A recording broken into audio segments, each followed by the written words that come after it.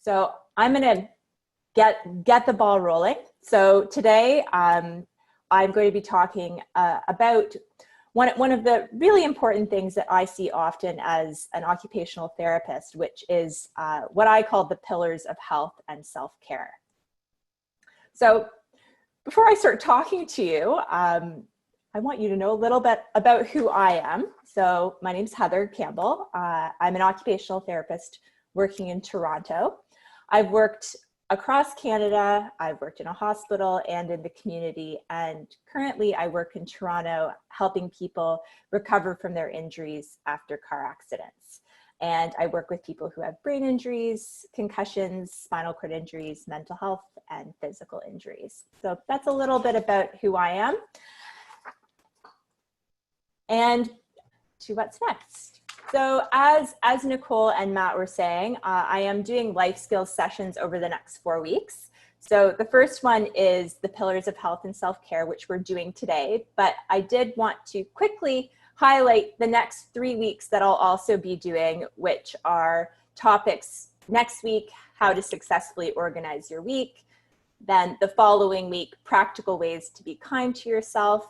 And the final week, looking at different strategies, both internal and external, to assist with cognitive challenges. So if you're interested in joining any of these sessions, please go online, register at bead.ca. And I would love to see you out for another one, or ideally all four. The way I designed what I'm talking about, all of the topics are intended to complement each other and build on each other. Today, like I said, I'll be taking regular breaks. So if you want or have any questions as we go along, write them down, or you can write them in the chat box, and Nicole will keep an eye on those as well. Okay. Whoop. There we go. Okay, so what are the pillars of health? So in my job as an occupational therapist, these are things that I see come up again and again and again, and are important lifestyle factors which are the foundation for healthy living. So they can help with self-care, they can help with recovery from injuries, and general overall well-being. And these are really important topics I wanted to chat about because I know with COVID and the pandemic, these are things I've really seen people I work with struggle on. So there may be slightly different definitions of what are considered the pillars of health, but these are the ones that I think are the key ones that I've seen in my work as an OT. And each of these areas, there's really strong research on how all of these areas are important to managing your health, improving your self-care, and supporting overall well-being. So why are they so important? So whenever I start working with a new person, I always look at these areas down at the bottom of the pyramid here. So nutrition, water, sleeping, physical activity, social connection, breathing, and emotions. So why do I start here? So without these big pillars of health in place, it's much harder for someone to work towards their goals, which I have up here at the top of the pyramid. When we're talking about goals, everyone's goals are different. These are personal to you, but these can include tasks around the home, work, volunteering, or things you do for fun. But the bottom line is that no matter who you are or what you're working on, it will be really helpful to first make sure you're taking care of these pillars of health, which I have here at the bottom. So here's another way of picturing it. So let's think about the example of a house. So in order to build a strong house, what's important to first have is a strong foundation. So let's think about you as a house for a moment. So what is your strong foundation? What helps you be strong and healthy? And that foundation for your house comes back to the pillars of health. So these are your strong foundation: nutrition, water, sleeping, physical activity, social connection, breathing, and emotions. And we're going to talk through each of these pillars one at a time, and I'm going to try to give you some helpful strategies that what I've seen in my job as an occupational therapist. So the first pillar of health, none of you will probably be surprised by this, is nutrition. So why is nutrition so important? Well, we all need food to survive. And a balanced diet of healthy food gives us all the energy to work on our goals and do what we need to do every day.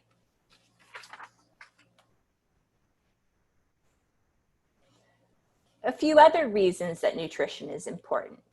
A diet of healthy food can help us have good mood and can also help us with cognitive performance. So good nutrition can help us with things like our memory, our attention, and problem solving.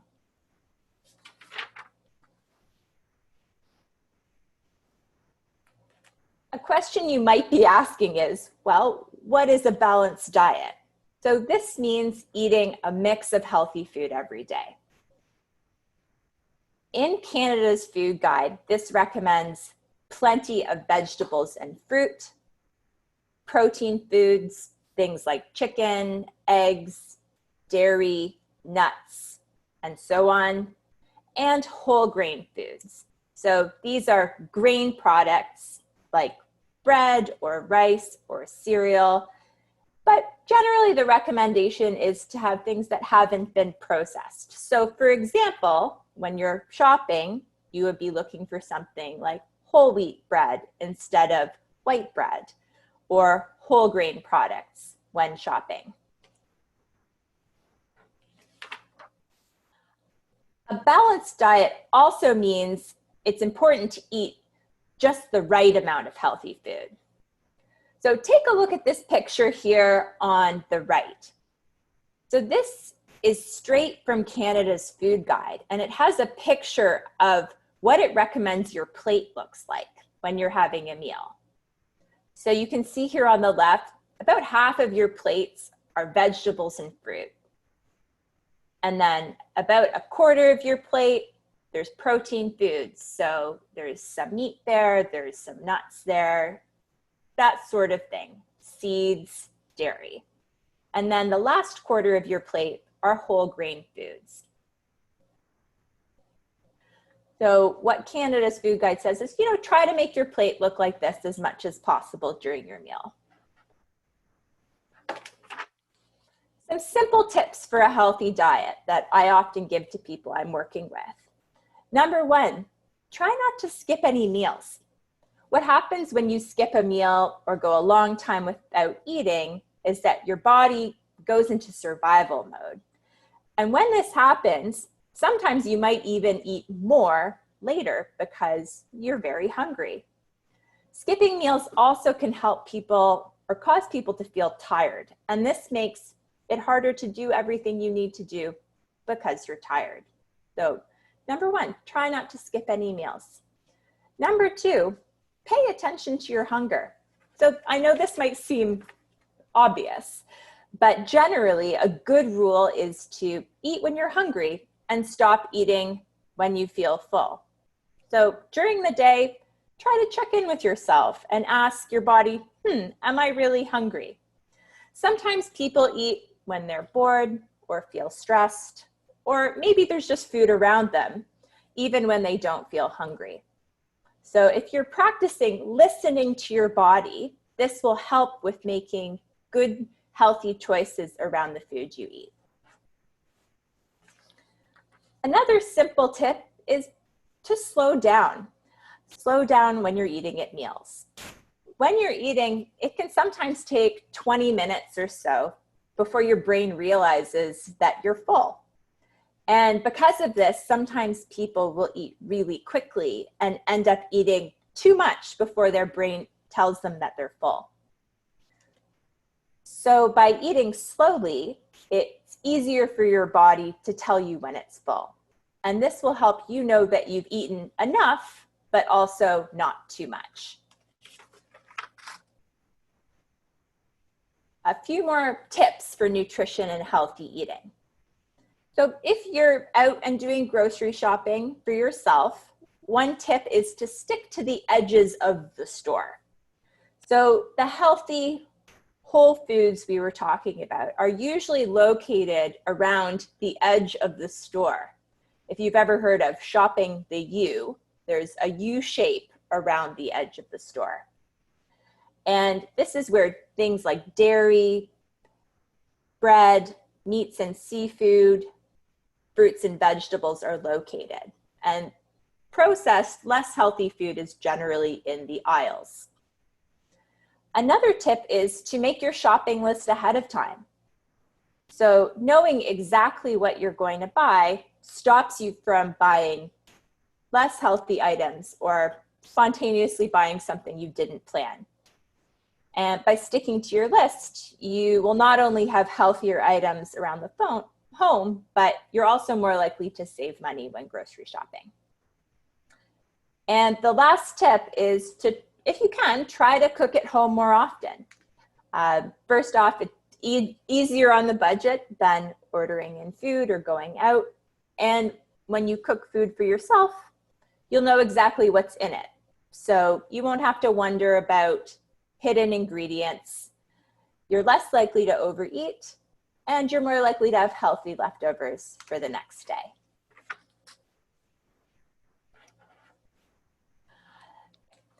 So the next pillar of health is water. So why is water important? So we all need water to keep our bodies healthy. Every cell, tissue, organ in our body needs water to function properly. So over the course of the day, our bodies all lose water naturally. This could be by sweating, breathing, or getting rid of any waste. And it's important to have enough water because we need to replace what we're losing over the course of the day. The next question is, well, how much water do I need? And general advice is that the average person needs about 8-ounce glasses of water per day. So you can see in this picture here on the right-hand side, it's a small cup of water. And general advice is that, you know, this is pretty reasonable for most people.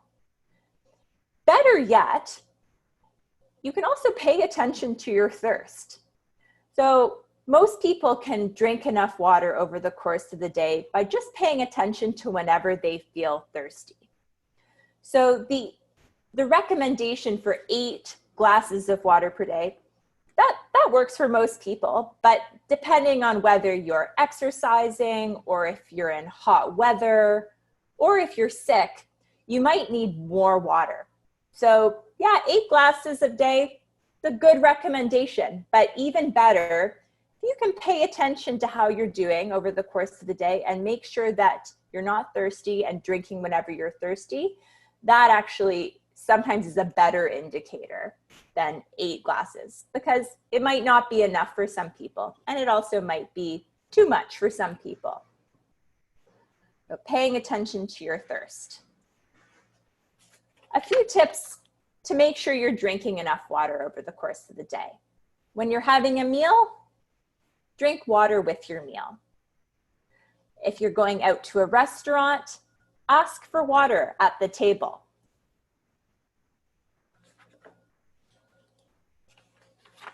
A few other tips to make sure you're drinking enough water over the course of the day. So try carrying a water bottle with you. And a reusable water bottle is best because when you're out, you can also fill that up outside of the house. Another simple tip for drinking enough water is keeping a water pitcher like a Brita or something like that in your fridge or on the counter, because this also, when you see it, is a reminder for you to have a drink of water. A final tip about water is to make water your drink of choice over other options, such as pops or juice, which are not as healthy for you. Of course, it's okay to drink other drinks here and there. We all do. But really try to make water your drink of choice is the overall healthier option. A few other healthier drink options other than water include a low-fat milk, soy or almond milk, or unsweetened coffees or teas. So by trying to make water your drink of choice over some of those other options, that can be helpful for your health as well. So the next pillar of health is sleeping. I'm a big Garfield fan, so I threw this comic in there. So he's been tossing and turning all night. He just can't get to sleep. It's time for him to have a more comfortable owner. So why is sleep important? Well, first off, a good night's sleep helps keep us healthy. It supports our brain function, so concentration, how productive we can be, and how well we perform at tasks we're doing. If you don't have enough sleep, your brain's ability to function and manage those cognitive skills can be more difficult.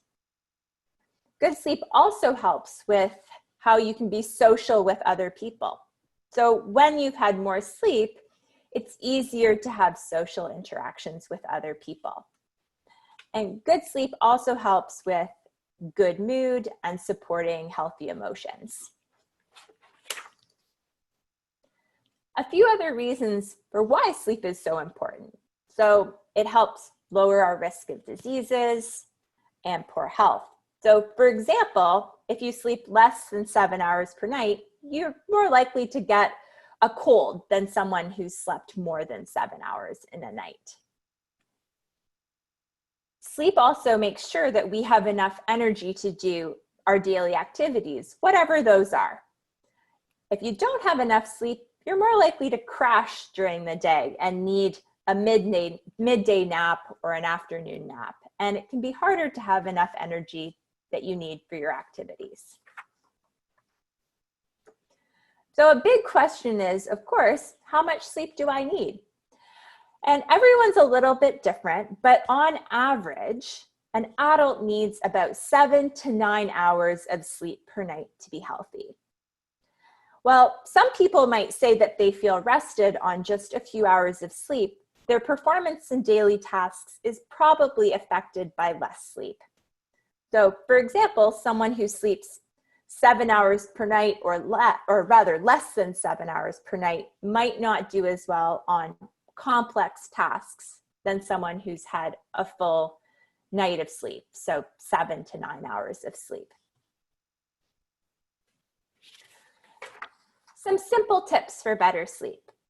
So sleeping, it's a habit you can learn, and small changes can have big effects. So here's a few strategies that I've seen be helpful for people I'm working with. So number one, having a regular wake or sleep schedule. And what this means is trying to wake up at the same time and trying to go to bed around the same time, more or less.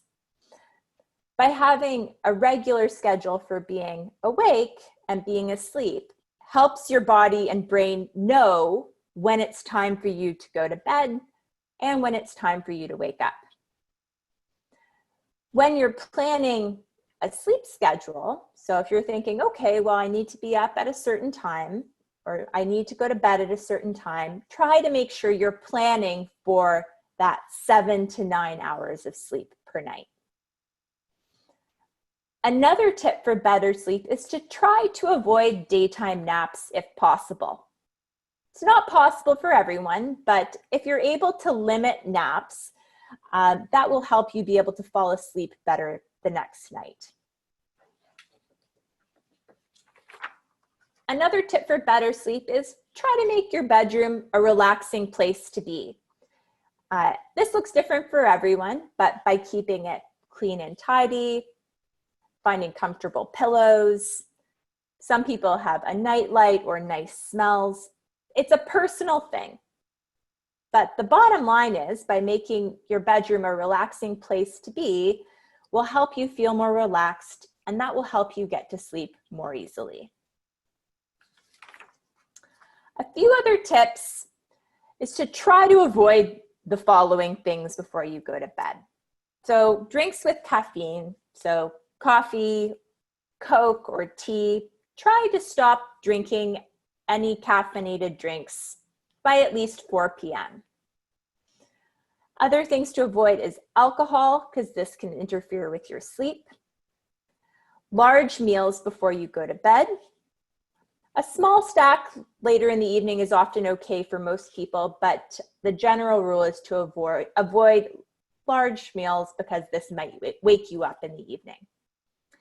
And the last tip is also don't go to bed hungry, as your hunger may wake you up in the middle of the night.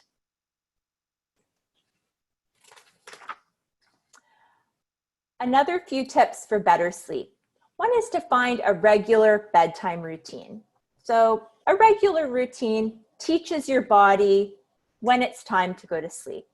So this will look different from person to person, but some examples might be having a bath, having a routine of washing your face or brushing your teeth, going to bed at the same time every night, reading before bed, doing a breathing exercise before bed, listening to music, or thinking about nice things that happen to you during the day. All of these are part of a routine that can help prepare you for sleep. And a final tip here is physical exercise. So a brisk walk, any kind of movement can help your body feel tired. So try to do some exercise, whatever that looks like for you during the day, but don't exercise too close to bedtime, as this also might mean that you have too much energy before you go to bed. So the bottom line is, make sleep a priority. I like this meme because this dog clearly has his priorities in order. First, sleep. So the next pillar of health, we started to talk a little bit about this already, is physical activity. So why is physical activity important? I'm sure many of you have heard this before, but everyone benefits from being physically active. And it doesn't matter how old you are, whether you're male or female, or what your physical abilities are. And physical activity looks a little bit different from everyone, but everyone can benefit from it. So why is it so important? Number one, it helps us control our weight. It can help prevent too much weight gain or help maintain weight loss. And any amount of activity is beneficial. The second piece is that it can help prevent or manage many healthcare conditions. So things like high blood pressure, anxiety, arthritis. Physical activity can help with all of these different areas and help both prevent and manage them. Physical activity also improves our mood. When we are active, there are chemicals that are released in our brain which make us feel happier, make us feel more relaxed and less anxious. And the other thing is, when a person exercises, that can also boost your self-esteem and make you feel more confident about yourself. Physical activity can also help with our energy for daily activities. It can improve our strength, our endurance, and this gives us more energy to tackle our daily activities and our goals. Physical activity, we've already talked about this, also helps with sleep. It can help us fall asleep faster, get better sleep, and deepen our sleep. And as I said before, just make sure you're not doing vigorous or intense exercise right before you go to bed, or you might be too energized to sleep. Exercise and physical activity can also be fun and social. Physical activity can give us a chance to unwind, enjoy the outdoors, or simply do something you enjoy. And again, physical activity, this can look different for everyone. So a big question is, well, how much physical activity do I need? And I do recognize that everyone's abilities to do physical activity may be a little bit different, and that's okay. But a good general goal to go for is, 20 to 30 minutes every day. And that being said, don't worry if you don't have a large chunk of time to exercise in a day. Any amount of activity or movement is better than none at all. So the general goal I want to leave you with is just try to find ways to be more active if you're able to. So this could look like taking the stairs instead of taking an elevator. It could look like doing a few more household chores than usual. By being consistent and trying to do a bit more movement and physical activity every day, there are many health benefits from this. If you have any questions specifically about the type of physical activity you should be doing, or if you're not sure if it's safe for you to do some things, I always want to say, make sure you talk to a doctor or a physical therapist to get a unique input on what you need. This is meant to be a general recommendation and just a suggestion to get moving a bit more if you can.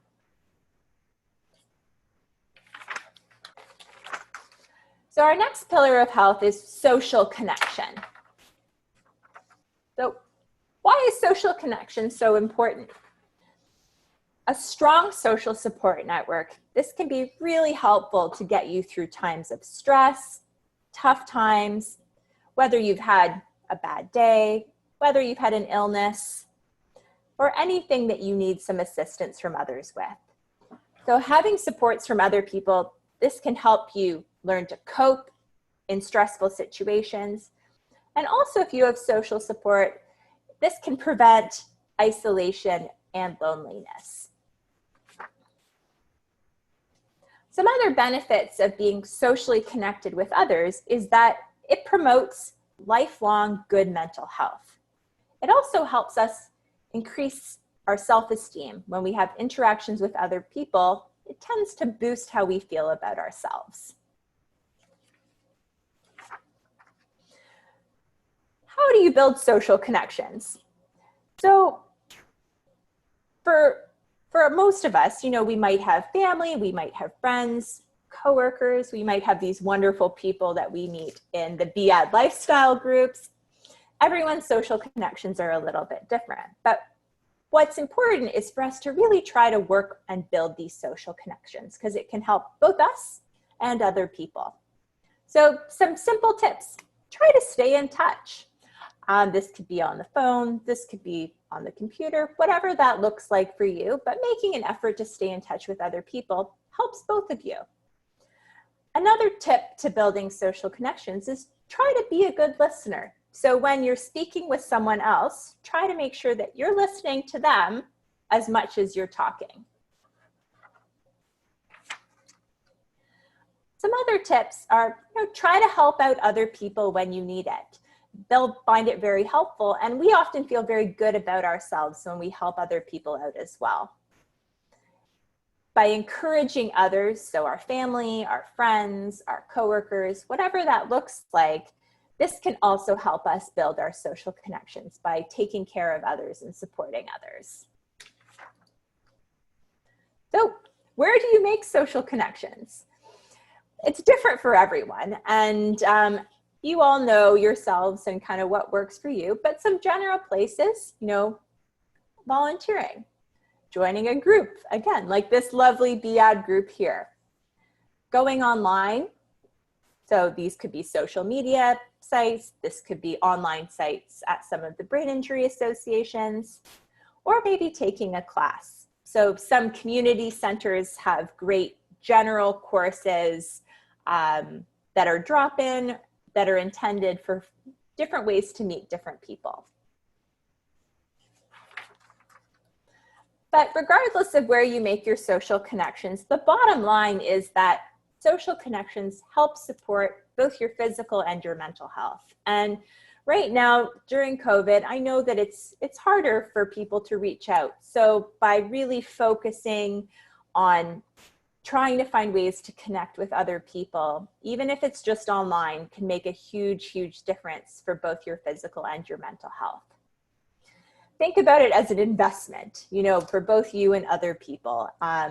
It's a great way to meet new friends, to improve the relationships you already have. And I always recommend that people focus on this as one of their pillars, because it can really help both you and others.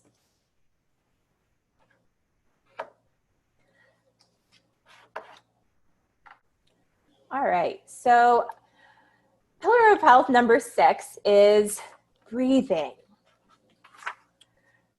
So, well, why is breathing so important? And this is probably not going to be much of a surprise, but it keeps us alive. And by breathing, yeah, surprise, sends oxygen into our lungs, and it helps us keep our bodies working and healthy. So right now, we are all breathing automatically without even thinking. One thing that you can control, though, is the type of breathing. So when we're thinking about breathing, there's 2 different types. So one is the shallower breathing. You are all likely probably doing the shallow breathing right now. So I want you to take a moment just to pay attention to how you're breathing right now. So let's all take a few seconds just to think about how we're breathing.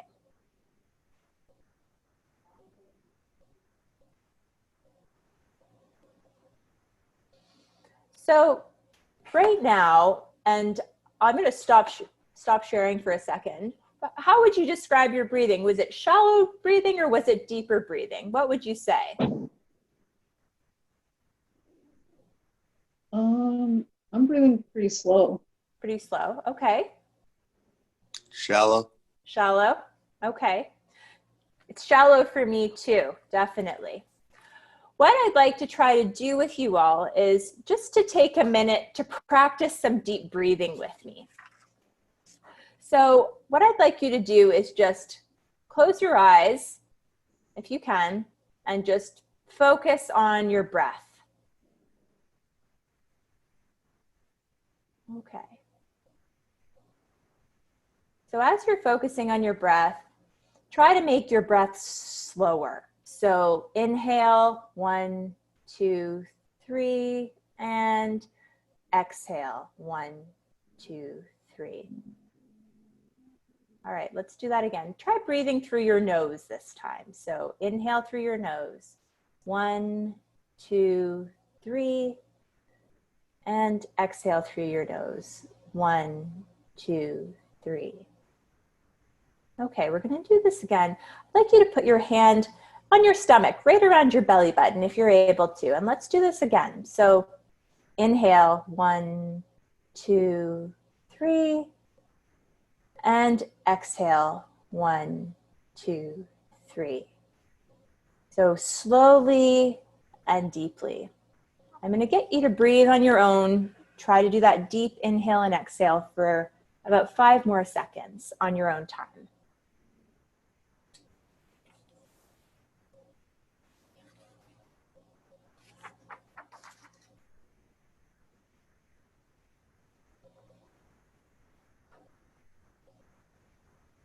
All right. How are you guys all feeling right now? Any difference between how you were breathing before and how you were breathing afterwards?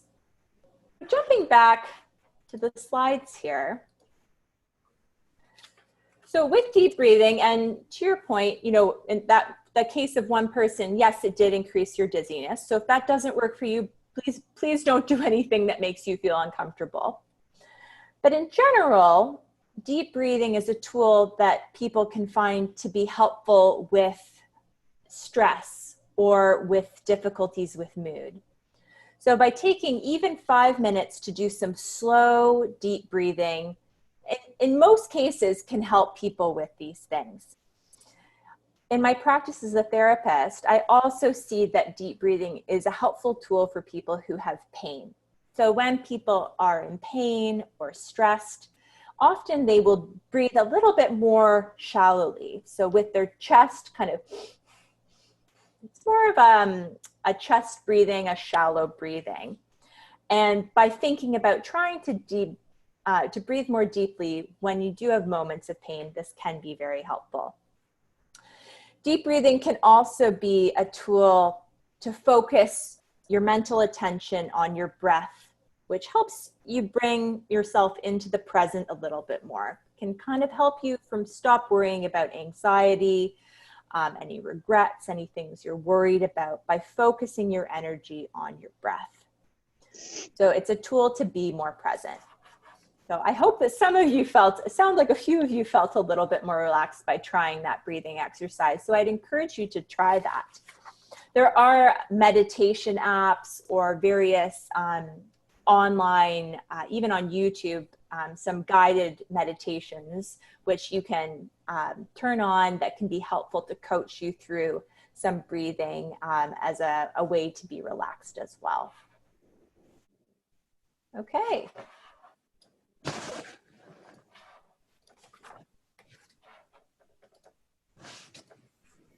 All right. So our last pillar of health is our emotions. And this looks at our emotions and mental health. So why are emotions important? And many of you, I'm assuming, know some of this already. So your emotions can be both positive and negative, and they can affect the way you feel about yourself. So some of the positive emotions over on the left are things like joy, interest, love, happiness, curiosity, or gratitude. And some of the negative emotions are things like sadness, loneliness, self-criticism, fear, rejection, or anger. Your positive emotions, these feel good. And the negative emotions, these can be things that are difficult or painful at times.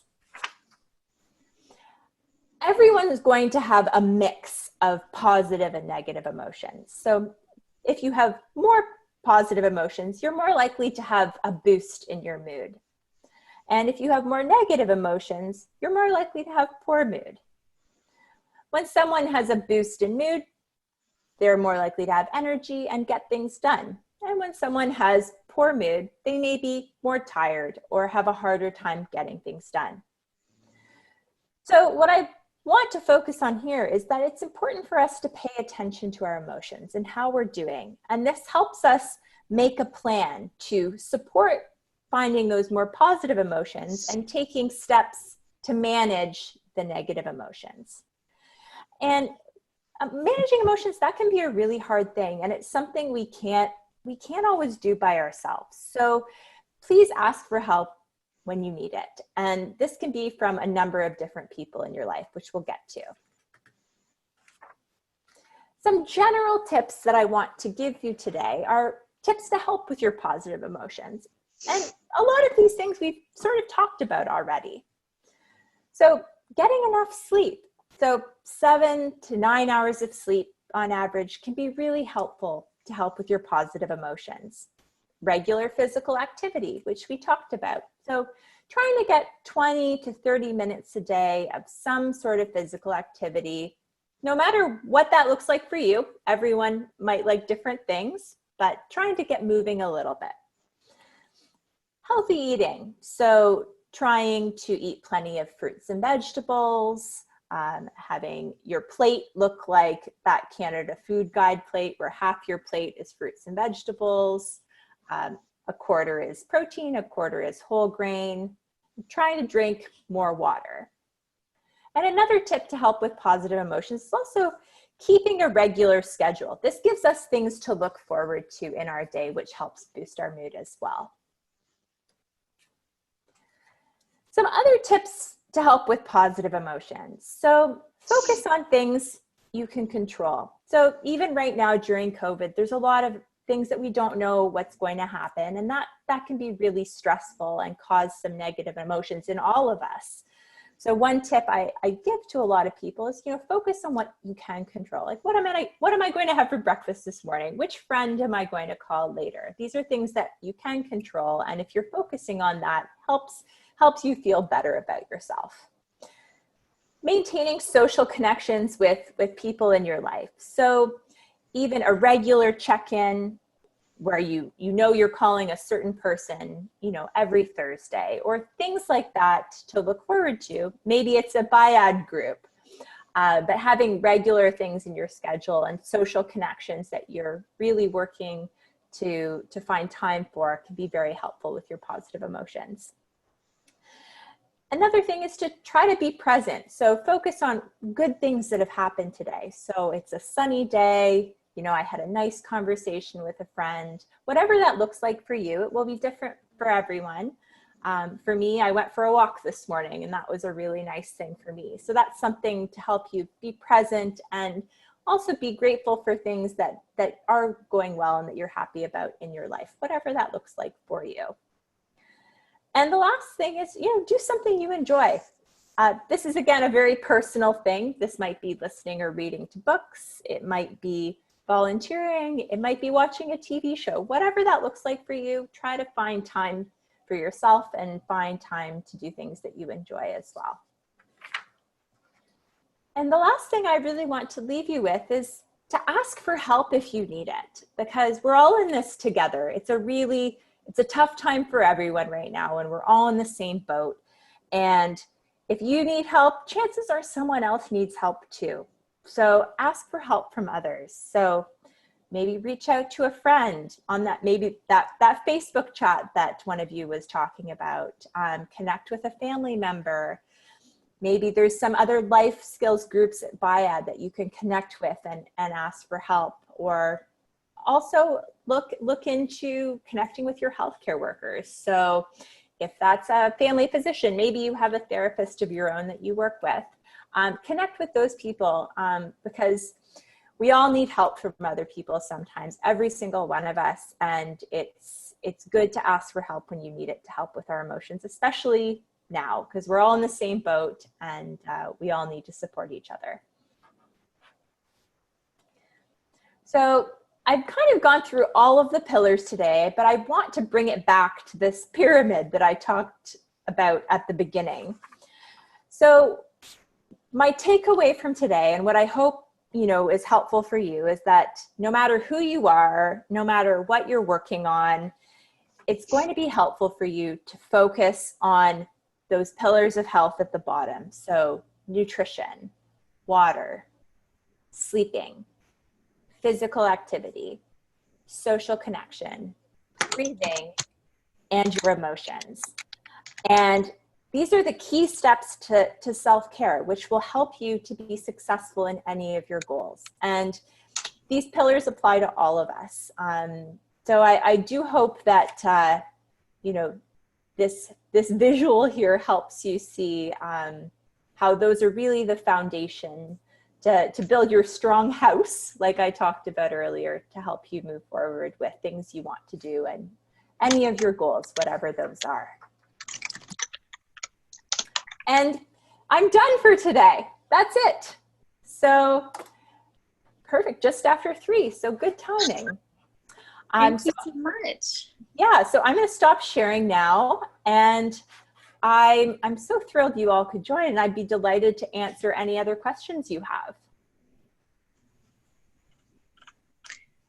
You had a message down below just saying thank you, and that it was great information. So great, you're welcome. All of these slides, I will send those to Nicole so she can share them with you if you'd like. I was just going to say the same thing. And thank you for your time and your information. It was very good. Good. I'm glad you liked it. It was really nice to interact with you all virtually, but it still works. I'm very glad that you enjoyed it. I see a couple thumbs up. Great. And a cat. Hello. And a cat. Great. Well, I hope it would be great to see all of you at the following weeks for sessions. So we're doing the next 3 Thursdays at 2 p.m. And the next one, oh dear, I've already forgotten what the next one is, but